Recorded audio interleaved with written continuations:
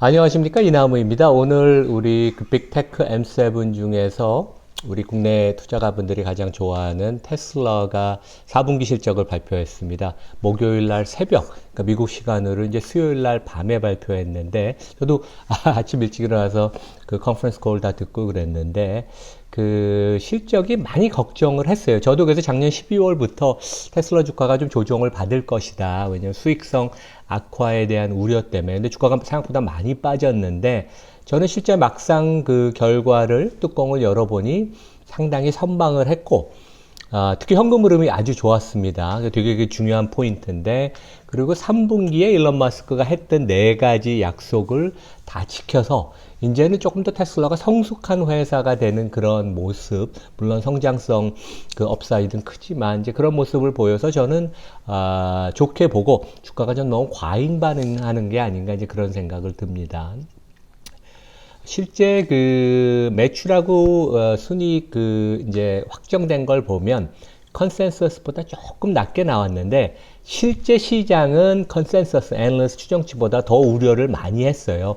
그런 거 감안하면 뭐 무난한 실적이라고 생각을 하고, 주가는 엄청 빠졌죠. 애프터마켓에서 벌써 실적 발표되고 나서 6% 빠져서 지금 196달러인데, 이미 금년에 여기 그림에서 보시다시피 빅테크가 다 우상향 하는데, 이제 테슬라만 17% 빠졌고, 추가적으로 어제 오늘 한 6, 7% 빠졌으니까 거의 한 25% 빠졌는데, 너무 우리 시장이 과잉 반응하는 것이 아닌가 이제 그런 생각을 듭니다. 그러면 이제 누가 어느 세력이 작년 여름에 거의 한 300달러 찍고 지금 200달러까지 내려왔는데, 누가 팔았냐 하면 공매도 비중은 늘지가 않았어요. 공매도 비중은 3개월 전에 3.1%에서 같이 유지가 되는 걸 보면, 그러니까 실제 테슬라를 들고 있던 미국이나 해외 투자가들이 주식을 판 걸로 보이고, 제 생각에는 200달러나 그 밑에서는 상당히 뭐 이 회사 장기 포텐셜, 특히 이제 최근에 보면 로보틱스, AI 이런 쪽에 진척되는 걸 감안하면 주가가 상당히 뭐 지금 수준이면 무난하고, 그 다음에 실제 실적을 선방할 수 있는 그런 능력이 있구나 이제 그런 것을 보여줬다는 점에서 되게 중요하다. 그 4분기 실적 표를 보면 이제 보통 우리가 이제 주목해야 되는 게 매출이 얼만큼 느느냐, 마진이 수익성이 유지가 되느냐, 이제 현금 흐름이 어떻게 되느냐, 이제 그걸 말씀을 드리겠는데, 조금 걱정이 되는 것은 자동차 부문 전기차 매출 증가율이 1년 전보다 불과 1% 늘었어요. 그러니까 물량은 판매 대수는 20% 늘었는데, 가격 경쟁을 하면서 그 주도적으로 지금 가격을 인하하면서 기존의 전통업체들을 괴롭혀서 적자를 심화시켜서 거의 탈락시키려고 지금 이제 테슬라가 이제 공격적인 전략을 하는데, 판가가 ASP, Average Selling Price가 16% 하락해서 자동차 매출을 1%밖에 안 증가했고, 에너지 서비스 부분이 이제 효자 노릇을 하면서 이익도 내면서 각각 매출액이 10%, 27% 증가해서 전사적으로는 3% 증가에 그쳤다. 매출이 조금 뭐 성장이 둔화되는 건 좀 안타까운데, 반면에 자동차 부분에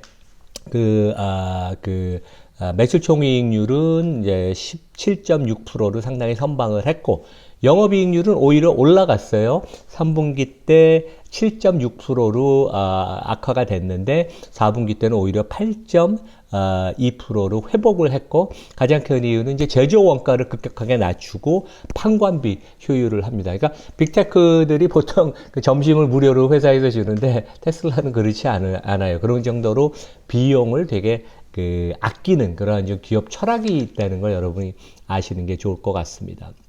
제가 지금 가장 눈여겨보는 것은 현금 흐름. 그러니까 우리가 눈에 보이는 매출 손이익보다 기업이 현금 흐름을 얼만큼 벌었느냐. 그러니까 기업의 장기 가치를 결정하는 건 현금 흐름인데, 영업 현금 흐름이 44억 달러, 거의 뭐 한 6조 원 정도 됩니다. 4분기에. 아주 좋아요. 여기 이제 막대 그래프를 보면 파란 막대 그래프가 1분기, 2분기, 3분기, 4분기 우상향 하잖아요. 그러니까 더 좋아지고 있습니다. 영업현금 흐름이. 그리고 여기서 설비 투자를 한 3조 원 정도 4분기에서 뺀 그 free cash flow, 잉여 현금 흐름이 21억 달러, 한 3조 원. 그러니까 대단합니다. 그래서 이거는 오히려 사상 최고치를 경신을 했어요. 그래서 우리가 현금 흐름의 관점에서 보면 4분기 실적이 상당히 좋았다.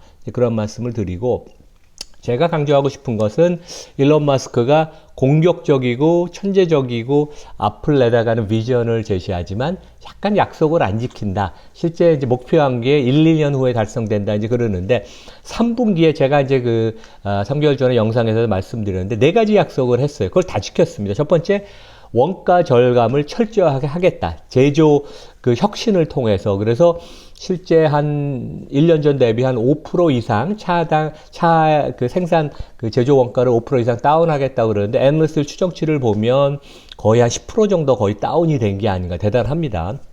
두 번째는 판매량을 극대화해서 그러니까 작년에 2023년에 180만 대를 판매하겠다는데 181만 대에서 그거 지켰죠. 물론 2024년에 조금 슬로우 다운 할 것입니다. 그리고 잉여 현금 흐름을 분기당 최소한 1조 원을 창출하겠다는데 실제 3조 원을 창출했으니까 아주 괜찮았습니다. 그리고 투자를 많이 해서 그래서 실제 설비 투자는 연율 기준으로 10조 원 이상, R&D는 한 4, 5조 원을 투자해서 AI 기타 성장 분야에 지속적인 투자를 하겠다. 그래서 모든 지금 약속을 다 지켜서 저는 이 점을 상당히 좋게 보고 있습니다.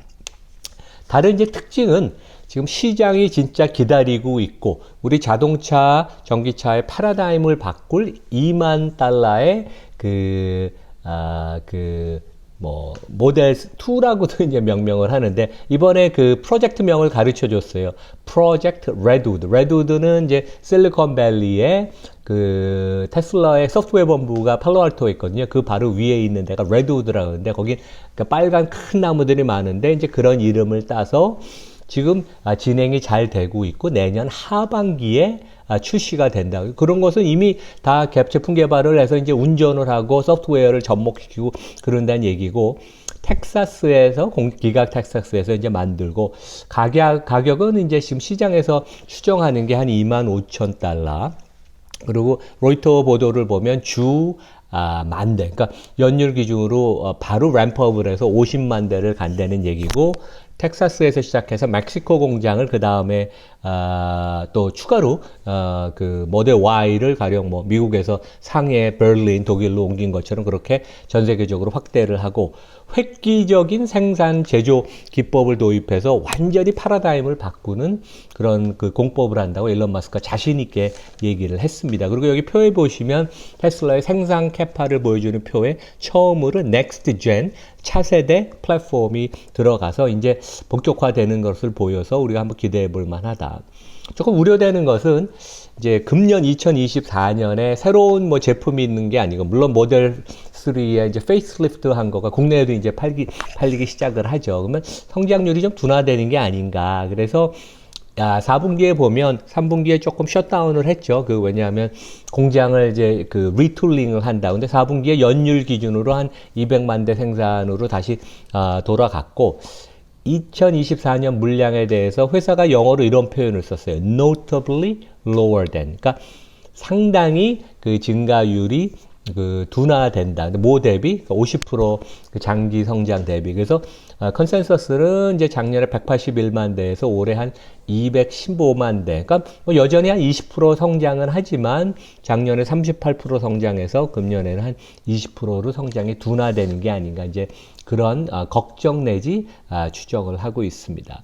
재미있는 사실은 우리 애널리스트 중에 중국 업체, 중국 전기차 업체를 어떻게 생각하느냐 얘기를 했는데, 일론 마스크가 극찬을 했어요. Extremely good. 세계 최고의 경쟁력을 갖고 있고, 무역 장벽, 그러니까 관세나 아니면 비관세 그런 진입 장벽을 쌓지 않으면 중국 외 시장도 점령을 어마어마하게 할 것이다. 그러니까 결국 테슬라랑 중국 업체가 전기차를 지배할 것을 얘기하고, 하지만 그 중국 업체의 경쟁이 세도 우리는 슈퍼차저 인프라를 다 오픈하고 자율주행 이런 거 우리가 많이 아니까 좀 가르쳐주고 협력을 할 여지가 있다.